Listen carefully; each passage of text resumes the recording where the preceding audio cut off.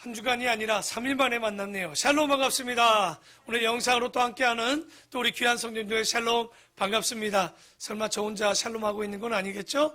영상일지라도 함께 손을 들며 샬롬하면 참 감사하겠습니다. 자, 오늘은 요한복음 16장, 이제 요한복음도 얼마 남지 않았습니다. 한 3주 이내에 우리가 모든 말씀을, 요한복음을, 이제 복음서를 다 정리하려고 하는데요. 요한복음은 우리가 계속 보던 성경과 다르게 다른 복음서에 들어있지 않는 내용들이 많이 들어있습니다. 그 중에 16장의 내용도 다른 복음서에서는 일체 다루지 않는 내용입니다. 그 내용은 요한복음 14장에 나누었던 보혜사 성령에 대한 이야기를 다시 한번 16장을 통틀어서 다시 한번 이야기합니다. 이 보혜사를 그때 뭐라고 했습니까? 파라클레토스라는, 우리와 함께 곁에 계시다라는 뜻을 갖고 있는 파라클레토스. 그러니까 번역이 어렵다 보니까 카운셀러다, 우리에게 상담관지, 우리에게 조력자가 되시고 위로자가 되어주시는 여러 가지 언어가 있지만 우리나라의 신조어로 보혜사라는 말을 썼습니다.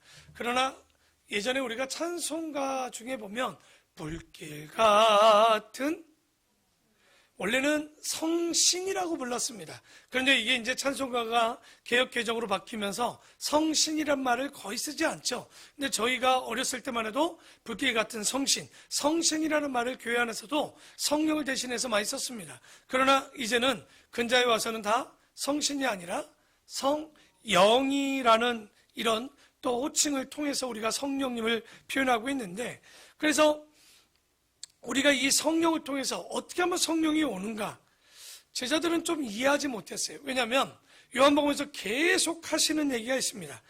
예수님께서 십자가에 달리시고 난 이후에 이 가슴 아픈 일이 있고 나서 부활 승천하여 주님이 아버지께 가신 이후 그 성령이 오시는데, 그러면 제자들은 어떻게 해야 됩니까? 기뻐야 될 일이나, 왜냐하면 예수님 자체가 자기 신들부터 멀어지다 보니까 그것을 마음에 받아들이지도 이해하지도 못해서 오히려 예수님이 십자가에 돌아가심은 그들에게 기쁨이 아니라, 기쁨은 아니죠, 슬픔이겠지만 그 이후에 오는 기쁨이 아니라 오히려 근심만 가득하고 있으니 예수님의 마음도 계속 애타는 거예요. 왜?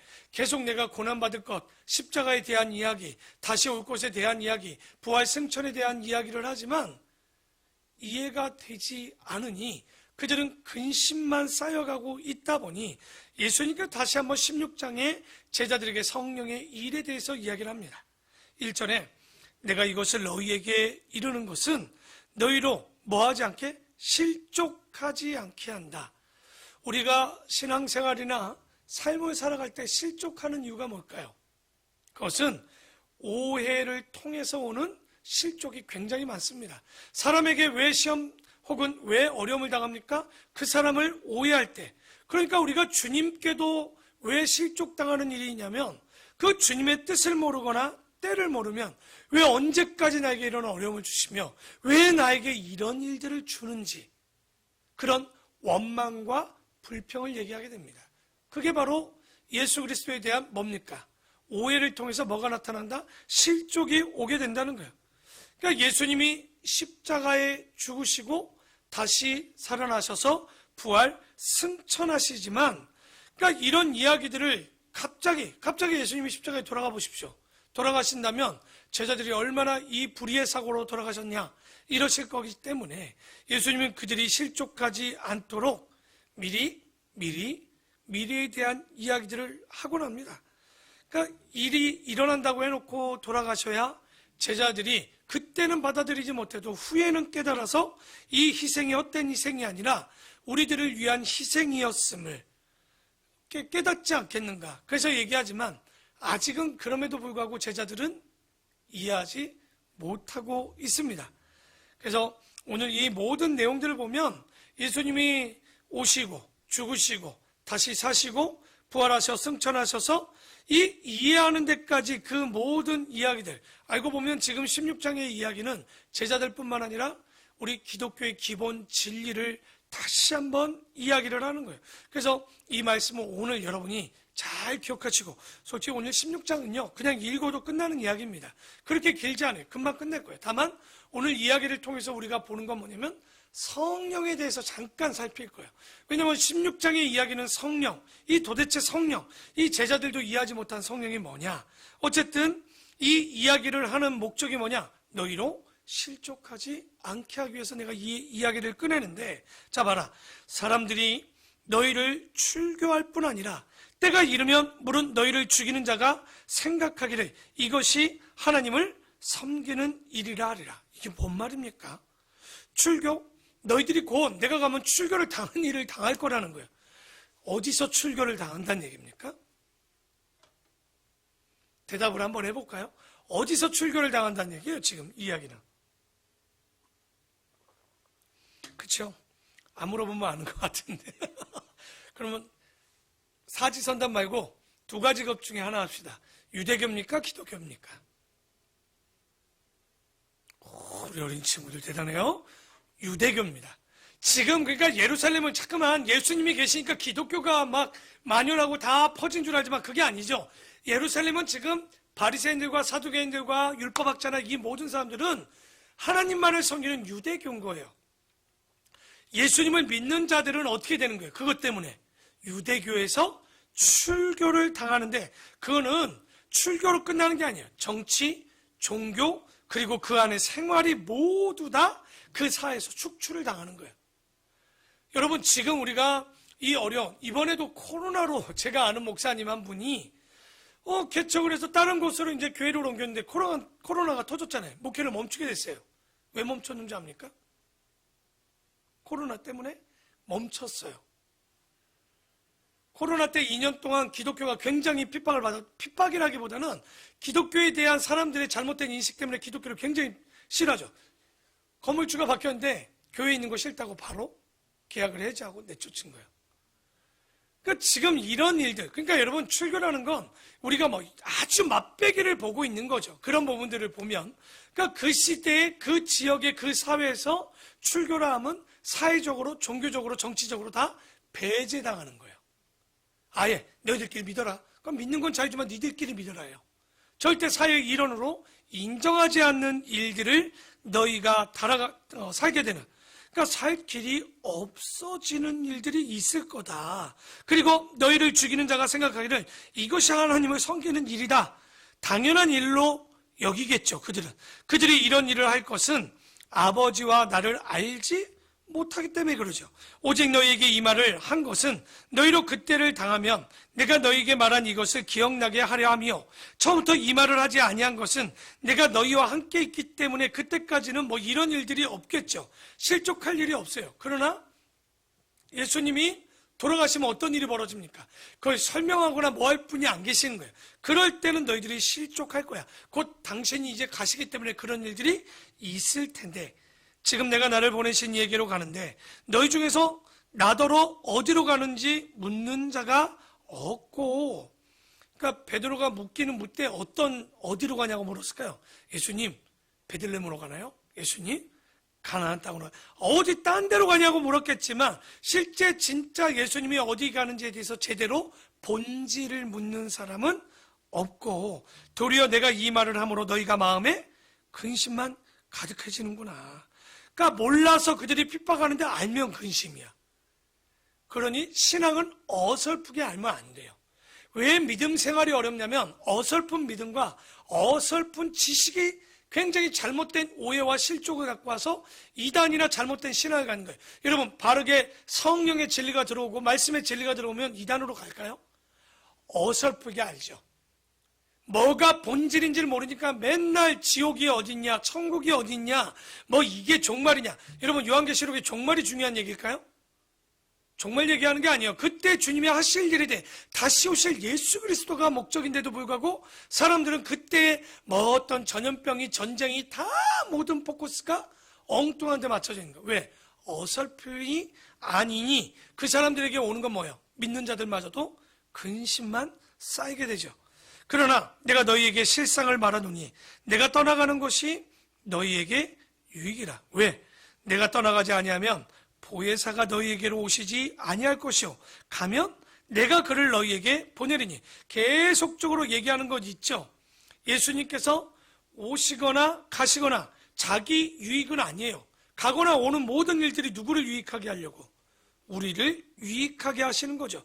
다시 말해서 예수가 가시면 성령의 능력과 힘을 우리가 받게 되는 그런 힘을, 너희에게 유익을 줄 건데, 그가 와서, 성령이 와서라는 거죠. 죄에 대하여, 의에 대하여, 심판에 대하여 세상을 책망하실 텐데, 죄에 대하여라 함은 그들이 나를 믿지 않으니까 성령을 통해서 죄를 깨닫게 할 것이고, 의에 대하여라 함은 내가 아버지께로 가니 너희가 다시 나를 보지 못하며. 왜냐하면 예수를 통해서만이 구원을 얻는데, 그 의롭다 칭하신 예수 그리스도가 가버리니 이 땅에 뭐가 없는 거예요? 의 자체가 없는 거죠. 근데 그 예수를 믿으려고 하면 그 예수를 주라 시인할 수 있는 성령이 없어서는 그를 주라 시인할 수 없기 때문에 의가 사라지는 거예요.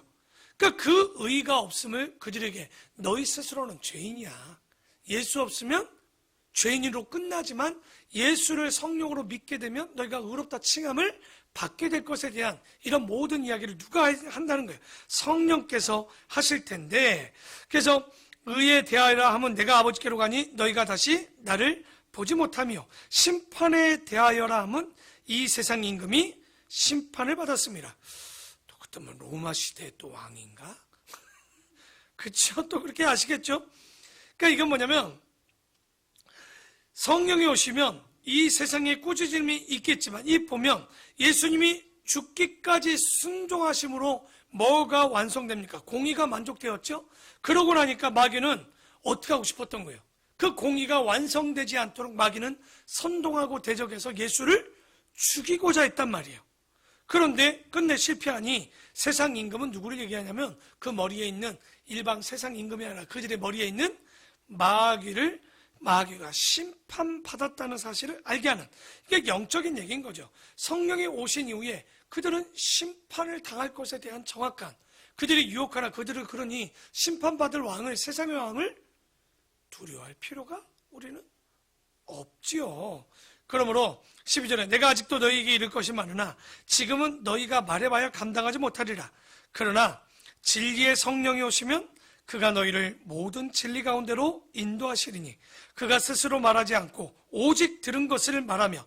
그러니까 하나님의 뜻을, 그러니까 모든 진리는 또 뭘까요? 먼저 얘기해 볼까요? 모든 진리는 뭘까요? 창조부터 시작해서 예수 그리스도의 또 나심과 죽으심과 부활하심과 다시 오심에 대한 이 모든 장래의 일들을 다 깨닫고 알게 할 것이고, 근데 그것을 알게 할 때 성령님의 이야기를 하는 것이 아니라 성부와 하나님이 이미 이야기했던 일들을 성령을 통해서 진리로 깨닫게 하시는 거예요. 우리 어린 친구들 여기 있잖아요. 교회 올 때 여러분 무슨 기도해요? 또 엄마가 기도하라니까 기도했네요. 그렇죠? 교회 오면 문안 인사도 인사하겠지만 와서 다시 한번 주님께 감사하겠지만, 결론적으로는 오늘 우리가 예배를 통해서, 예배를 드리기 전에는 말씀을 통해서 깨달으려면 누구를 간구해야 되는 거예요? 우리가 성령이 우리에게 진리의 영으로 오셔서 깨닫게 하시고 말씀을 알게 하시고. 그러니까 여러분, 아무나 지혜로운 게 아니겠죠. 말씀을 들어도 아무나 은혜 받지 못합니다. 은혜 받는 자가 있지만 은혜 받지 못하는 자들이 분명히 있는 거예요. 그런데 그래서 예배 전 준비가 교회 일찍 오라, 굳이 일찍 와라 마라가 아니라 여러분이 어떤 마음으로 기도의 시간이 필요할까요? 미리 와야 되는 건. 목사님이 또 수고하시니까 미리 와서 또 나도 일찍, 이런 게 아니에요. 그런 게 아니라 성령님께 간구하는 거예요. 내가 일찍 와서 마음의 정돈을 하되, 성령님 오늘 조명이 뭐야? 빛을 비춰주는 거잖아요. 성경이 비춰주면 뭐 하는 거예요? 안 보이던 글씨가 보이고 그 안에 있는 말씀을 깨닫게 하시는 게 누구다? 성령이 하시는, 진리의 영이 하시는 일이에요. 그러니까 우리 어른들도 마찬가지예요. 이거 아는 것 같지만 교회 오면 또 자기들 회개기도 하고 또 이런 것만 또 열심히 하고 있어요. 그러나 그건 기본인 거고요. 당연히 기도할 때 회개는 있겠지만 오늘 진리의 영으로 깨닫게 해달라고 우리가 기도할 것이고, 또 그가 내 영광을 나타내리니 내 것을 가지고, 그러니까 성령이 내 영광을 나타낼 텐데 내 것은 뭐예요? 예수님의 것을 가지고 너희에게 알리시겠습니다. 무릇 아버지께 있는 것은 다 내 것이라. 그러므로 내가 말하기를 그가 내 것을, 그는 누구예요? 성령이 내 것을 가지고 너희에게 알리시리라 하였노라. 그러니까 예수님이 가는 것을 성령이 알게 하실 텐데, 조금 있으면 너희가 나를 보지 못하겠고 또 조금 있으면 나를 보리라 하시니. 이게 뭐예요? 조금 있으면 보는데 조금 있으면 나를 또 보지 못한다. 보지 못하는데 조금 있으면 나를 본다. 예수님은 가시니 못 보지만 성령이 오시면 보시는 거예요. 꼭 예수님이 갔는데 예수님 못 보는데 아니죠. 하나님을 보는 거죠. 성자 예수님이 가시지만 성령 하나님을 또 만나게 되는 거예요. 그래서 제자 중에 서로 말하되 우리에게 말씀하신 바 조금 있으면 나를 보지 못하겠고 또 조금 있으면 나를 보리라 하시며 또 내가 아버지께로 감이라 하신 것이 제자들은 무슨 말인지 모르겠다고 바로 여러분도 아는 것 같지만 잘 모르죠. 그러니까 오히려 보이셨던 예수님이 가시고 나서 다시 보이지 않았던 성령이 오지만 우리를 더 친밀하게 성령의 강림 오셔서 우리 안에 더 내주하는 거죠. 예수님은 우리가 보아야지만 보았다면 성령 하나님은 어떻게 하는 거예요? 내 안에 내주, 내 안에 주님이 안에 계시는 일들을 경험하게 될 거예요. 그게 뭐예요? 우리가 말하는 거룩함, 성령 충만함인 거예요. 그러니까 그걸 너희가 이제 맛보게 될 텐데 알고 보면 아까 얘기했죠. 예수님이 가시는 건 슬픈 일이나 오히려 성령이 오시는 건 우리에게 뭐가 되는 거예요? 알고 보면 기쁨이 되는 거죠. 하나님이 너무 멀었는데 눈앞에 보이는 예수님을 통해서 하나님께서 사람이 돼서 눈앞에 봤다면 이제는 우리와 함께 동행하시는, 함께 하시는, 여러분 요한복음 14장에 성령이 하시는 일 중에 뭐라고 얘기했어요? 함께 하신다라는 말이 있죠. 그게 바로 어떻게 보면 여러분 점점점 가까이 온 느낌 보이지 않아요? 저 멀리 있던 천지 창조주 하나님이 눈앞에 보이다가 이제는 내주하신 하나님으로 오신다는데 여러분 어떤 하나님을 더 간구하겠습니까? 우리에게 더 지금은 성령 하나님인 거죠. 눈앞에 계신 예수님은 이제 여러분이 원하지 않아도 오시고 원해도 오시고 언젠가 오실 거 아닙니까? 그러니까 이게 굉장히 우리에게는 알고 보면 더 가까운 하나님을 만나는 일이기 때문에 정말 기쁜 행동이고 정말 기쁜 일인 거죠. 그러므로 그들이 모르니까 또 말하되 조금 있습니다 하신 말씀이 무슨 말씀이냐, 무엇을 말씀하시는지 알지 못하나 하거늘 예수께서 그 묻고자 함을 하시고 이르시되 내 말이 조금 있으면 나를 보지 못하겠고 또 조금 있으면 나를 보리라 함으로 서로 문의하느냐? 내가 진실로 진실로 너희에게 이르노니 너희는 곡하고 애통하겠으나 세상은 그 일을 통해서 기뻐하겠지만 너희는 지금 근심하지? 그러나 너희의 근심이 도리어 그때가 되면 뭐가 된다는 거예요? 기쁨이 되는 거. 그러나 십자가의 의미를 모를 땐요 다 근심인 거예요. 여러분이 삶을 살아가면서 삶 가운데 왜 고난이다, 어렵다, 고통이다라고만 느끼는 건 주님의 뜻을 아직 온전히 이해하지 못하고 온전히 순종하지 못하면 어쩔 수 없이 세상이 따르는 가치를 따를 수밖에 없어요.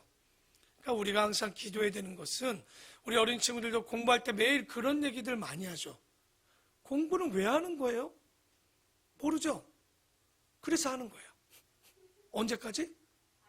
알 때까지 하는 거예요. 그럼 알면 공부 안 하던가요? 아니요. 더 하려고 하겠죠. 왜 그걸 중요시 알지? 왜 믿음 생활을 언제까지 해야 될까요? 믿음이 생길 때까지 하는 거예요. 그럼 믿음이 생기면 믿음을 안 가질까요? 아니죠. 더 충만하게 되는 거예요. 그러니까 우리 어린 친구들이 왜 꿈이 없어요? 그러면 언제까지 하면 돼요? 꿈이 생길 때까지 가면 돼요. 꿈이 생기면 그때는 뭐 하면 되는 거예요? 아, 꿈이 있는 곳으로 방향을 가면 되는 거예요. 너무 어렵게 생각하지 마요. 이 어려운 공부. 당연히 어렵죠. 그러니까 여러분이 지혜로우려면 어린 친구들이요. 어른들 말을 잘 들여. 그러면 여러분이 30대쯤 그걸 좀 하나 기억하는 게 있을 거예요. 공부하는 게 제일 쉽다. 지금은 절대 이해 못함. 그럼 좀 지나면 공부하는 게 제일 쉽다는 거 공부가 쉽다는 얘기가 아니라 공부만 집중할 수 있고 부모의 보호 아래 공부할 수 있을 때 가장 행복한 거예요. 여러분 20대가 넘으면 어떻게 돼요? 여러분이 돈 벌고 여러분이 공부도 하고 여러분이 일도 하고 다 해야 된단 말이에요. 그러니까 깨닫기 전까지는 지금 이 얘기를 해도 여기 있는 세 친구는 그냥 목사님이 무슨 말인지 모르겠다. 그래, 이걸 빨리 깨달은 자에겐 복이 있을지어다. 왜냐면 나도 이거를 20대 넘어서 깨달았거든. 어른들 얘기가 안 들려요. 근데 들으셔야 돼요. 그래서 들릴 때까지 저는 또 얘기할 겁니다. 그래서 알았을 때는 기쁨이 되지만 모를 때는 당혹스러운 거예요. 예수님의 십자가가 다가오지 않죠. 여자가 21절을 읽으면 그 말이 딱 이해가 갑니다. 21절 예수님이 어찌 알았을까? 애도 안 낳았는데. 자, 21절 다 같이 한번 읽어봅시다. 시작.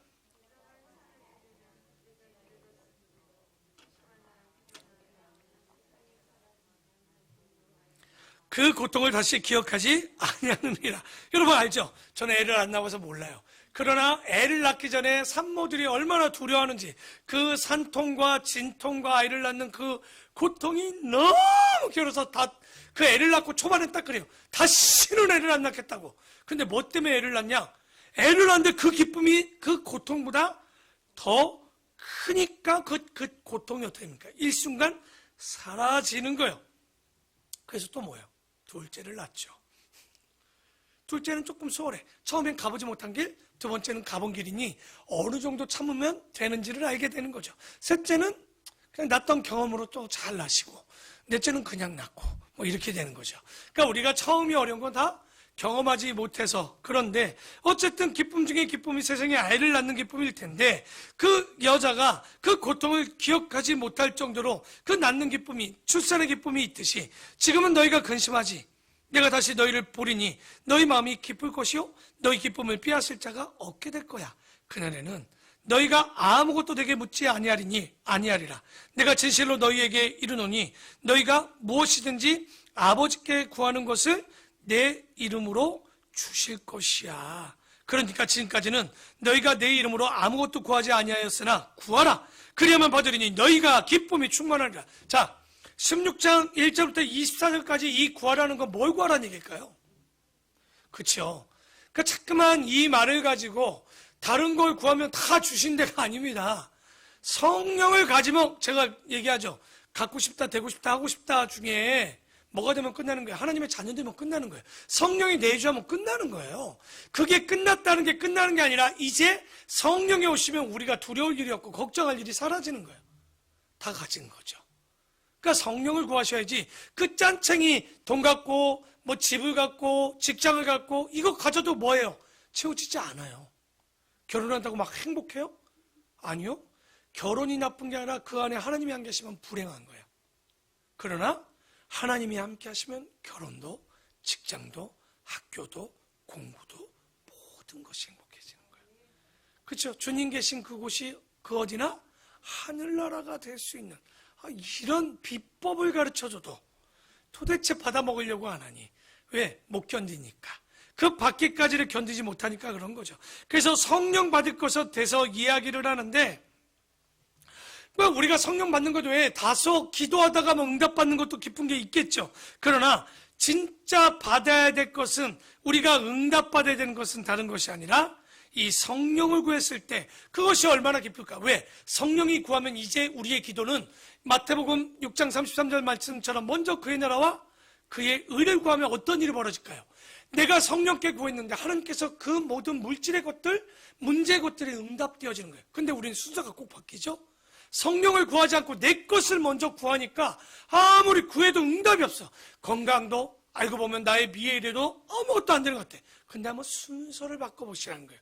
먼저 성령을 구하고 하나님의 나라를, 의를 구하면요, 조지 밀러의 5만 번의 기도응답. 난 그 책을 보면서 맨날 5만 번? 5만 번? 여러분 몇 번의 기도응답이 있습니까?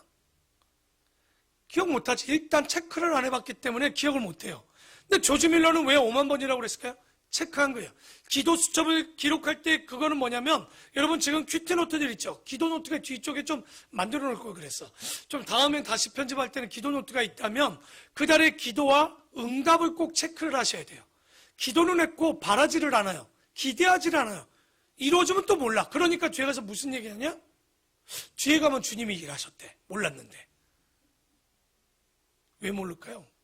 기도해놓고 그것이 하나님이 해준 걸 전혀 모르는 거예요. 조지 밀러의 5만 번의 기도는요, 그가 고아원을 운영하는데 그 목사님 어떻게 되는 거예요? 고아원을 운영하면서 여러분 그 많은 아이들을 빵을 먹이는데 매일마다 빵을 채울 수 있는 재정이 되잖아요. 그러니까 오늘은 어떻게 먹일까 그랬더니 빵 공장 사장이 빵을 갖고 오는 거예요. 오늘은 어떻게 하나님 이 아이들을 먹일까요? 그러면 재력가가 와서 헌금을 하고 가는 거예요. 여러분 물질은요, 솔직히 제가 항상 얘기하잖아요. 필요하지만 중요하지 않기 때문에 레위기나 신명기나 다 뒤에 하던 얘기지만, 그럼에도 불구하고 이 물질을 못 뛰어넘으면 사람과의 관계, 하나님의 관계도 못 뛰어넘나요? 여러분 사람을 뛰어넘는데 물질을 못, 아니요, 그 순서가 잘 보시면 물질을 일단 못 뛰어넘어요. 대부분이.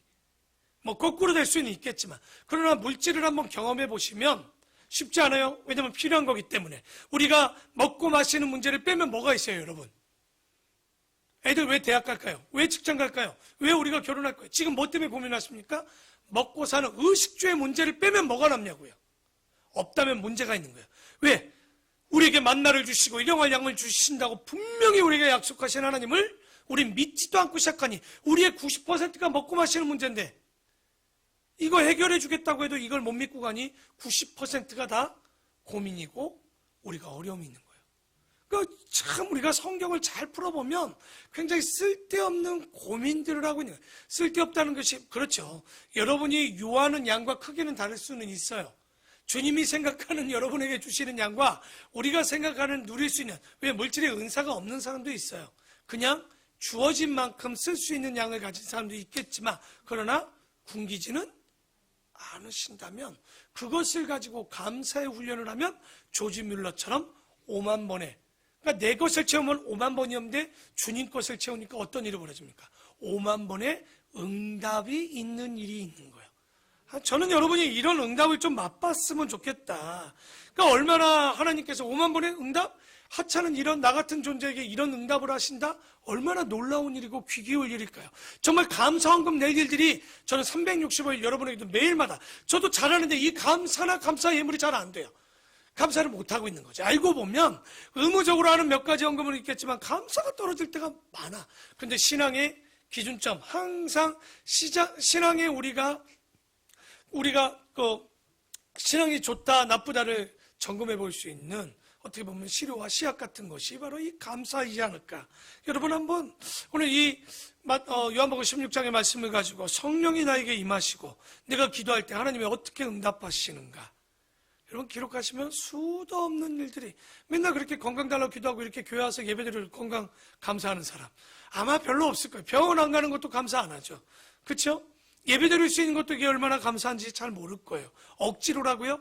누가 그러더라고. 어떤 분이 어떨 때는 교회 오기 싫으니까 직장에서 출장 갔으면 좋겠다 생각했는데 출장을 가니까 또 예배 드리고 싶대.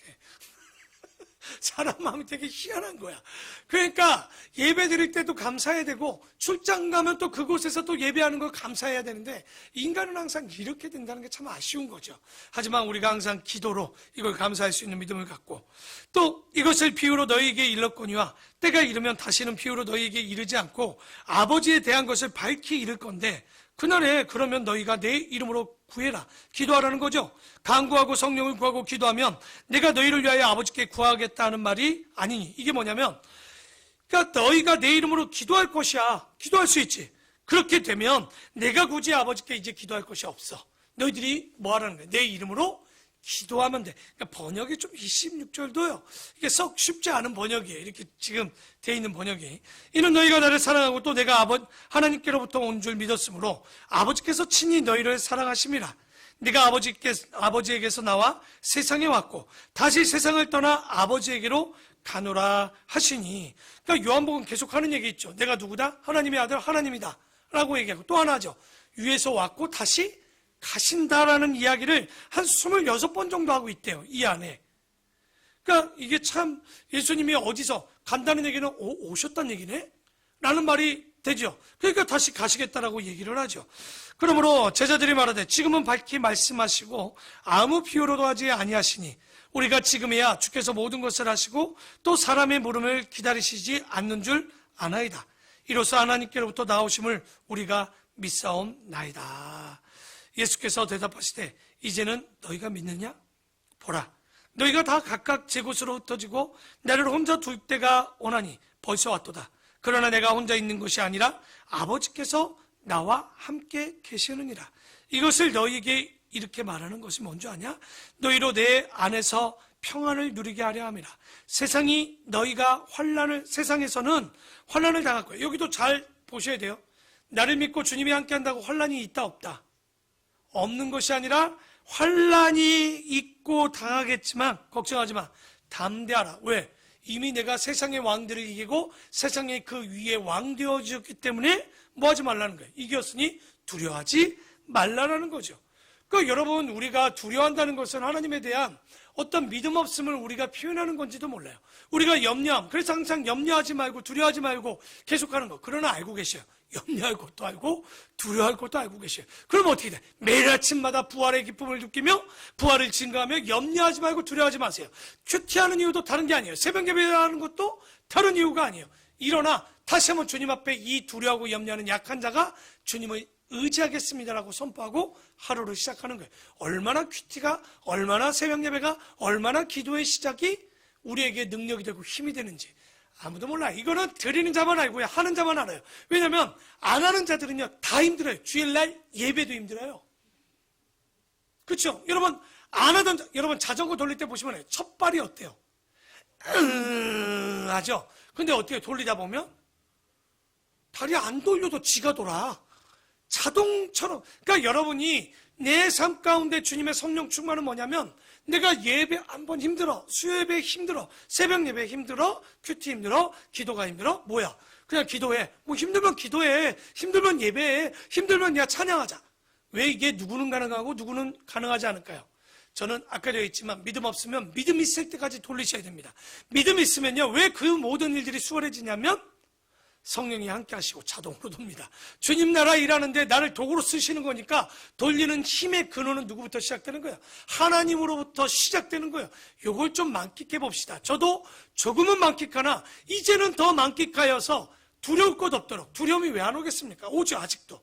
그러나 주님 안에 있어서 이 어려움과 고통이 안 오는 것이 아니라 오지요. 그러나 내가 예수를 믿으면 환난이 없는 것은 아니지만 분명히 얘기하는 게 있어요. 요한복음 14장 4절에 뭐라고 했습니까?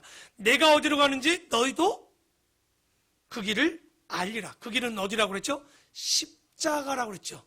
너희가 또 뭐라고 합니까? 또 얘기했죠. 14장 6절에 내가 곧 길이요 진리니 나로 말미암자 것은 이렇게 했죠. 내가 곧 길이래. 무슨 길? 십자가의 길을 거두면 뭘 얻는 거예요? 생명을 얻고 진리를 얻게 된다라고 얘기하고 있죠. 그러니까 예수님도 계속 얘기해요. 너희가 나 있는 곳에 오려면 내 길을 따르는 자만이, 그 길은 뭐예요? 십자가의 길. 다시 말해서 고난이 없는 것은 아니라 이 진리 가운데 그 길을 거두면 진리로 올 수 있는, 그러니까 십자가 없이 진리로, 십자가 없이 성령으로, 십자가 없이 하나님께 갈 수가 없어요. 우리가 바로 생명의 다리, 하나님과 인간 사이에 죄가 들어와서 단절됐던 이 다리가, 무너졌던 다리가 어떻게 연결되는 거예요? 여러분, 돈으로도 못 가요. 시온이같이 예뻐도 못 가요. 우리 민경이처럼 똑똑해도 못 가요. 예준이처럼 돈이 많아도 못 가요. 어떻게 가는 나라? 거듭나면. 누구의 이름으로? 예수의 이름으로 십자가가 연결되는 거예요. 그러니까 이 모든 성경을요, 제가 요즘 참 재밌는 게, 예전엔 몰랐어요. 7년을 해도 잘 몰랐는데 8, 9년, 10년 되니까 이 말씀이 그때는 그냥 했어. 지금은 그 말씀이 그래서 했나 보다. 여러분 20년 뒤를 기대하십시오. 그때는 아마 조금 더, 그러니까 저도 지금 아직도 멀었다는 얘기입니다. 그런데도 불구하고 이 알아가는 맛이, 똑같은 내용에도 그 십자가의 길이 다르고요, 똑같은 내용에도 그 성령으로 가는 길이 약간 깊이가 달라지는 느낌을 제가 계속 받아요. 정말 이 길, 그 길 두려워하지 마십시오. 십자가의 길, 두려운 길이 아니라 그 뒤에는 생명의 길이고 진리의 길이고 심판이 없는 길입니다. 그래서 우리가 왜 기독교가, 구약에서는 성부 하나님을 알아요. 그러나 성령님을 몰라요. 신약에서 오면 예수님을 알아요. 그러나 성령님에 대해서 조금 그래도 다른 성경보다는 사도행전과 요한복음의 성령에 대한 이야기들을 뚜렷이 보고 있지만 굉장히 제한적이라는 거죠. 그래서 뭐로 빠집니까? 지금 코로나 덕에 조금 멈췄지만 신비주의에 얼마나 빠져 있었습니까? 한국 기독교가 솔직히 이제 말씀은 안 보는데, 왜? 말씀 보면 성령이 일하지 않고 불이 꺼진다라고 말하는 분들도 계셨어요. 그 얼토당토 안 하는 거죠, 이게. 무슨 말씀을 보면 성령이 불이 꺼집니까? 그 주님이 오시면 자기 불인데 자기 불이 꺼집니까? 그 말도 안 되는 얘기예요. 논리가 안 맞아요. 하나님이 성령님이고 성령님이 하나님이고.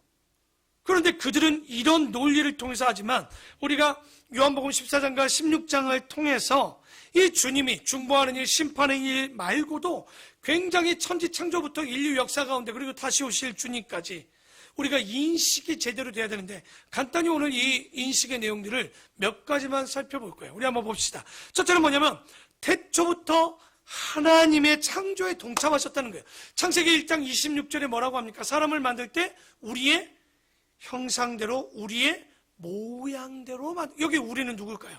삼위일체. 그 중에 누가 태초에 계셨습니까? 요한복음 1장 1절에 보니까 태초에 말씀이 계셨대. 이 말씀이 곧 하나님이시다. 다시 말해서 성부 하나님만 계신 게 아니라 성자 예수님도 계셨는데 우리가 또 살펴보니 창세기 1장 26절에 누구도 함께 하셨다는 거예요. 성령님도 함께 하셨다는 거예요. 그러니까 이게 창조의 하나님, 창조의 하나님의 모든 일들에 동참하신 것도 성령이었고 알고 계셔야 돼요. 그리고 창세 이후에 성도의 길들을 인도하시는 것. 우리 잠언 16장 9절에 뭐라고 나오죠? 사람이 마음으로 계획할지라도 그 길을 인도하시는 분은 여호와이시다. 이 여호와라고 얘기하는 이 여호와, 우리를 인도하는 분이요 대개 성령 하나님입니다. 그러니까 여호와라고 큰 하나님의 덩어리를 얘기하지만 실제는 성령 깨닫게 하잖아요. 여러분 길을 가시며 깨닫게 되고 알게 되는 거 다 성령이 하시는 거죠. 그리고 하나님의 거룩하신 계시, 거룩하신 뜻을 우리에게 계시하셨다. 다시 말하죠. 계시는 간단합니다. 가려졌던 커튼을 베일을 벗기는 게 계시인 거예요. 계시 그러면 닫는다라고, 그건 묵시. 알려진 것도 감춰서 못 보게 하는 건 묵시인 거고요. 오히려 모르는 걸 걷어내는 걸 계시라고 그래요. 그래서 이 계시, 하나님께서 하나님의 거룩하신 뜻을 계시하신다. 그러면 성경에 보니까 계시가 있죠. 그게 뭡니까? 책 중에 한 권. 요한 계시록만 그러면 계시록일까요? 알고 보면 성경 66권이 하나님에 대한 계시, 예수님에 대한 계시, 성령에 대한 계시, 성경 전체가 다 하나님에 대한 계시인데 그 하나님의 계시 뜻을 깨닫게 하는 게 또 성령이시라는 거죠. 그러니 우리가 성령을 통해서 말씀을 깨닫고 말씀을 통해서 하나님을 보게 되는, 또 뭘까요? 성령의 감동으로 성경은 기록되어 있죠. 디모데후서 3장 16절에 보면 모든 성경은 하나님의 감동으로 된 것으로 교훈과 책망과 바른과 의로 교육하기에 정말 유익하다라고 되어 있죠. 그러니까 그걸 보니까 성령이 또 우리를 감동케 하시죠. 그리고 예언자들을 보낼 때 예언자를 그냥 보낸 게 아니죠. 아까도 얘기했지만 그 예언을 계시할 때 누가 함께 해야 되는 거예요? 깨닫게 하는 거. 성령이 항상 함께 하죠. 요한복음 14장에도 성령이 그들과 함께 하시고 우리와 함께 하신다고 얘기합니다. 그리고 14장에도 15장에도 얘기했죠. 그 성령이 뭘 한다고 그랬죠? 복음을, 예수 그리스도에 한 진리를 전하는 일, 복음을 전하게 하셨고 또 우리의 마음, 사람들의 문을 열어주시는 일도 성령님이 하십니다. 그리고 사람들에게 뭐합니까? 말씀으로 거듭나게 하는 건 누굴까요? 예수의 이름이지만 누가 거듭나게 깨닫게 하는 거예요? 성령이 깨닫게 해야 예수를 믿고 그 하나님께 갈 수가 있는 거죠. 그리고 사람들에게 제가 축도할 때 주죠. 감화 감동 주시는 거 누구예요? 성령 하나님께서 감화 감동을 주시는 거죠. 우리의 마음을 변화시켜 주시고 우리 마음에 동하게 하셔서 주님의 마음을 깨닫게 해주시는. 그리고 여러분 예수의 이름으로 명하노니 사단아 물러가라 할 때 예수의 이름과 함께 누가 그 일을 할까요? 성령의 힘으로 귀신을 내쫓는 거예요. 그렇죠? 보니까 성령, 귀신 쫓는 거 우리 예수의 이름으로만이 아니요. 그 힘을 가지고 일하시는 건 성령이 일하시는 거죠. 그리고 일하는 사람들에게 각양각색의 은사를 주십니다. 또 갈라디아서 5장 하니까 성령의 은사는 몇 가지? 성령의 은사 몇 가지를 나와요? 5장 22절에 갈라디아서. 성령의 9가지 열매 나오잖아요. 사랑과 일학과 화평과 온유와 절제 이렇게 얘기하지만 실제 그거는 그 9가지만 쓰여놓은 것이지 알고 보면 성경 안에 90가지 100가지가 넘어요. 굉장히 우리는 은사하면 맨날 방언, 우리 교회는 덜하지만 다른 교회들은 다 방언의 은사. 방언의 은사는 하나님 나라보다 내가 영적인 나라를 있는지를 깨닫게 해주는 도구가 알고 보면 방언의 은사고요. 그 외에 많은 수많은, 여러분 다윗이 신령한 노래로 찬양하는 것도 그에게 뭐가 임했기 때문에 가능해요. 성령이 감동케 해서 가능하죠. 여러분 모세가 성막을 지을 때 두 사람의 기술자 이름이 나와요. 누굴까요? 두 사람 기억나십니까? 부살렐과 오홀리압이라는 사람이 나오죠. 그 사람들에게 은사, 성령의 은사를 줘서 그들에게 기술로 그런 모든 것들을 만들 수 있게 하는 것. 그러니까 잘 보면 나에게 갖고 있는 은사가 각자 다 있어요. 없지 않아요. 은사를 못 받았다면 이것도 뭐 성령을 못 받았겠죠. 왜? 성령의 성령의 은사가 나타나야 돼요. 사랑이든 겸손이든 섬김이든 봉사든, 그리고 그 외에 많은 구제도 은사이겠죠. 물질도 은사이겠죠. 그러니까 이런 은사가 임하는 거. 그래서 우리에게 많은 은사를 줄 것이고 하나님의 말씀을 선포하겠다고 그랬죠. 그리고 아까 요한복음 14장 26절에 모든 것을 가르쳐 주신다 라고 나오죠. 성령은 가르치게 하십니다. 그리고 성도를 성화시키고 거룩하게 하시죠. 아까 얘기했던 부분이고요. 또 예능과 재능의 기술로 능력을 우리에게 또 주시는, 그리고 하나님과 예수님을 믿게 하는 것도 성령님이 하시는 일입니다. 그리고 몸된 교회를 세우게 하시는 것도 성령이 하시는 일. 그리고 교회가 화합되지 않을 때 뭐가 문제냐면 성령이 없는 거예요. 왜냐하면 성령은 교회가 화합되도록 하시는 분이 성령님이신 거예요. 그러니까 목자들 기도를 많이 해야 되겠죠. 주목자들이 혹은 간사님들이 그 안에 기도하지 않으면 사단은 언제나 우리를 분리시키고 이것을 따라가게 만들기 때문에 우리가 그 기관을 보면 알고 그 교회를 보면 알아요. 이 교회가 왜 기도하는 교회냐? 왜 각자 그 안에 말씀이 있느냐 없느냐 알겠습니까? 성령이 있으면 하나 됩니다. 성령이 없으면 하나 되지 못하는 거죠. 그리고 아까 다윗에게 은사가 있지만 신령한 노래로 노래할 수 있게 하는 것도 성령인 거예요. 여러분의 입술에 그냥 노래가 나오지 않습니다. 그리고 마태복음 12장 18절에 보면 네가 내 영을 그에게 줄 테이니 그가 심판을 이방에게 알게 하리라 하셨는데, 그게 마태복음 12장 18절에 심판도 우리에게 깨닫게 하시는 거예요. 그리고 세례를 주시고 주님과 연합되게 하는 것도 누가 하는 거예요? 하나님과 성령이 하는 거죠. 세례는 죄 씻는 거지만 우리가 주님과 함께 연합되게 하는 건 성령께서 한 몸을 이루게 만드는 거죠.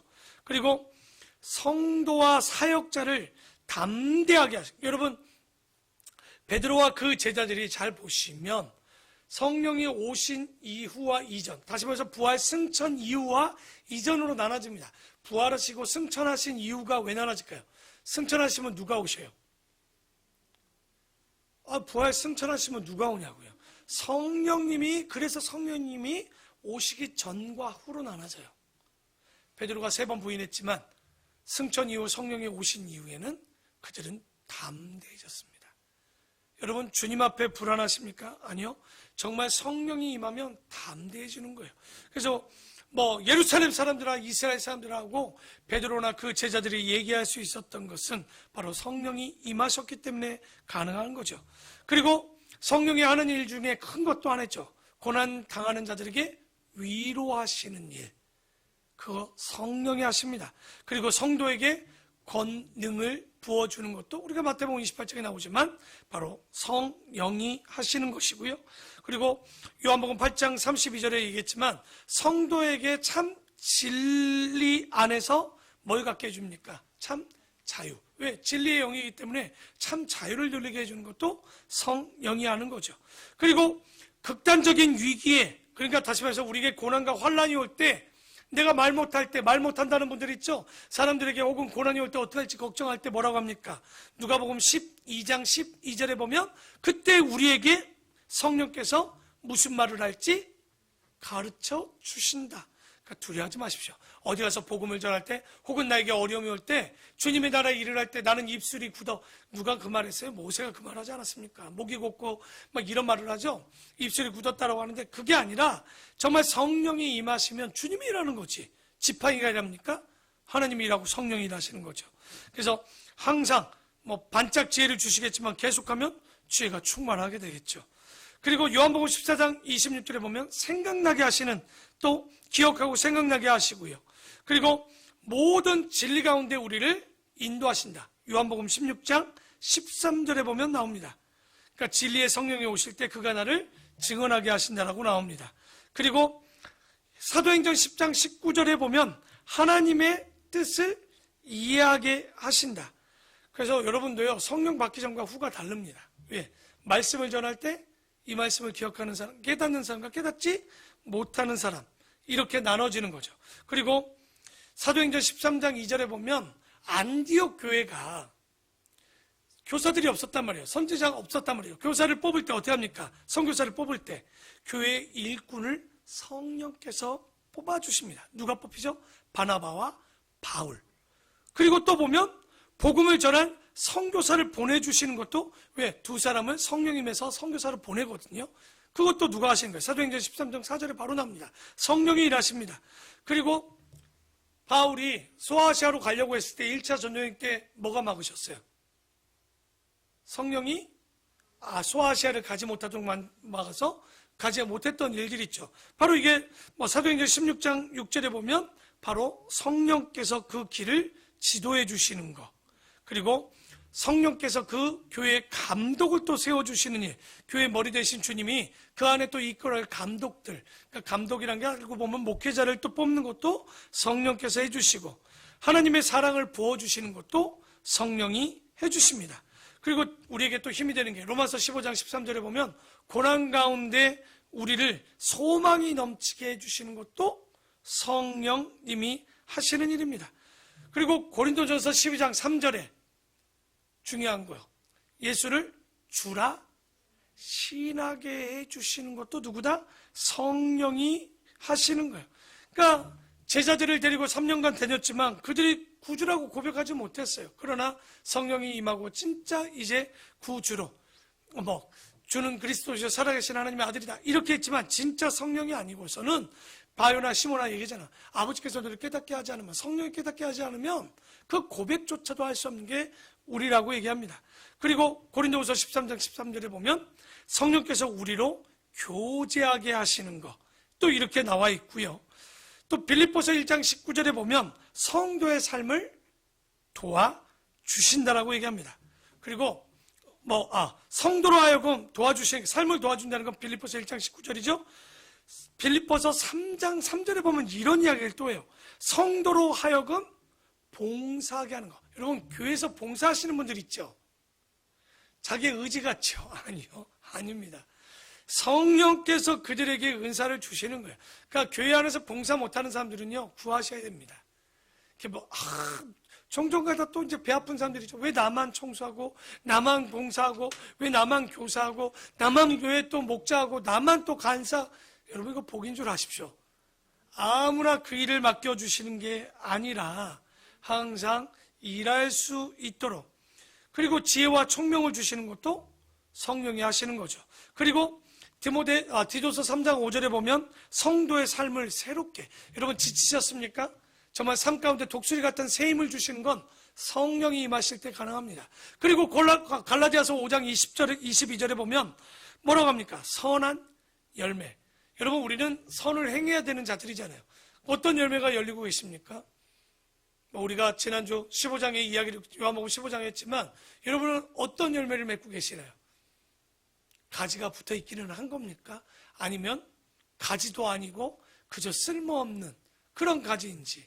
그런데 갈라디아서 5장 22절에 보면 뭐라고 합니까? 사랑과 희락과 화평과 온유와 오래 참음과 인내와 자비와 양성과 충성과 온유와 절제의 마음들을 준다라고 그러는데 바로 그런 것도 다 누가 하시는 거예요? 성령이 하시는 거. 그리고 각색 병든 자를 고치시는 거. 그리고 잘 알지만 우리가 시험 당할 때 우리에게 피할 길을 가르쳐 주시는 것도 성령님이 합니다. 그리고 이거 참 좋은 거예요. 하나님께서 일할 때 일할 사람을 만나게 해주시는 거. 여러분, 어떤 일을 할 때 두려워하지 마세요. 할 수 있거든이 무엇이냐. 믿는 자에게는 능치 못할 일이 없다고 했는데, 그러면 여러분 능력 있어요? 저는 항상 그래요.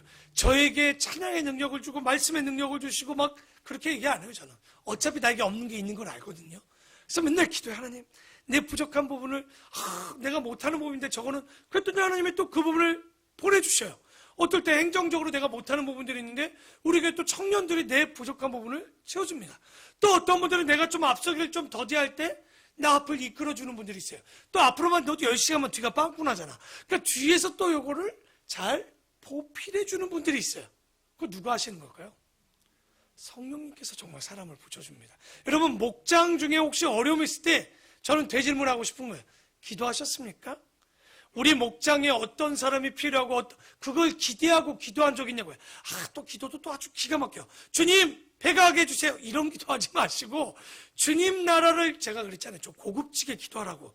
주님 나라를 위해서 우리 목장이 사용돼야 되는데 이 안에 섬길 수 있는 사람이 있게 해주시고, 또 찬양, 난 찬양도 안 돼. 또 안 되는데 맨날 또 찬양 인도도 하고 앉았어, 또 앞에. 그러지 말고 내가 못하는 능력, 찬양으로 인도할 수 있는 자를 보내주시고, 또 세가족을 보내, 이런 식으로 좀 기도를 구체적으로 하신다면 아마 올해 여러분에게 사람을 붙여줄 뿐만 아니라 분가의 은혜가 있겠죠. 그러니까 우리가 이런 교회 학교도 마찬가지입니다. 기도하십시오. 기대하십시오. 그러면 보여줍니다. 결국은 그 자리를 때가 되고 시기가 되면 채워주시는 거죠. 그리고 은혜 주신 것들을 알게 해주시는, 그 진짜 중요한 건 우리가 역사관과 가치관을 깨닫게 해주시는 것, 세워주시는 것도 성령이 하실 것이고, 우리가 성경을 볼 때 생명, 사명, 계명을 또 일깨워 주시는 것도 성령이 하십니다. 그리고 우리에게 모든 것을 합력하여 선을 이루게 하시는 것도 성령이 하시는 것. 제일 중요한, 우리가 하나님의 자녀인 것을 깨닫게 하시는 것도 성령이 하시는 것. 그리고 우리의 교회 가운데, 공교회 가운데 우리가 매일마다 사도신경을 해야죠. 그 공교회 회의 중에 함께 하시는, 그러니까 다시 말해서 우리 교회의 표가 뭡니까? 주님의 왜? 교회 머리 되어주시고 우리 교회를 이끌어 가시는 분.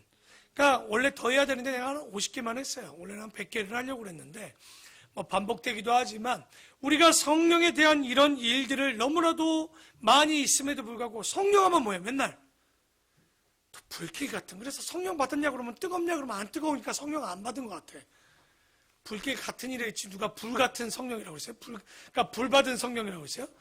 그러니까 그만큼 우리에게 믿음으로, 기도로, 그리고 모든 일들에 열정이 있어야 되는 거예요. 성령이 들어오면. 그런데 우리가 너무나도 잘못된, 성경도 모르고 성령도 모르니까 잘못된 오해에 빠지는 일들이 너무나도 많다. 성령 운동은 오히려 성경을 통해서 복음이 전해지고 복음이 깨달아지고 그 복음을 전할 수 있는 교회가 더 건강하게 이루어지고, 또 그것을 전할 수 있는 힘과 말을 넣어주시고 그 모든 일들을 할 수 있는 또 동역자를 보내주시고 그와 함께 모든 일들을 이끌어가고 분별할 수 있는 영적 분별력을 주실 것이고, 보십시오. 여러분이 지금 하는 모든 일들이 누가 없으면 안 되는 일입니까? 성령이 아니고서는 할 수 있는 일들이 하나도 없다. 그래서 이상한 신비주의가 아니라 창세부터 지금까지 또 오실 그 주님을 위해서 우리가 끝까지 이 성령이 우리에게 어떻게 이루어지고 이끌어 주실지를 깨닫는 우리 모든 성도들이 되기를 축원합니다.